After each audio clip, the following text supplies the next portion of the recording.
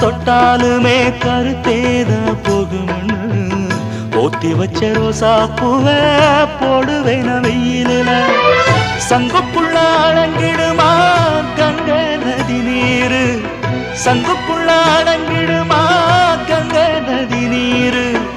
சந்திரன் களங்கம்னு சொன்னது தனமூரு ஆரெங்கும் தானுரங்க ஆறு கடல் மீனுரங்க சீரங்கம் தானுரங்க திருவான காவுரங்க நானுரங்க வழி இல்லையே மானே இறைவன் நாடகத்தில் ஊமையடி நானே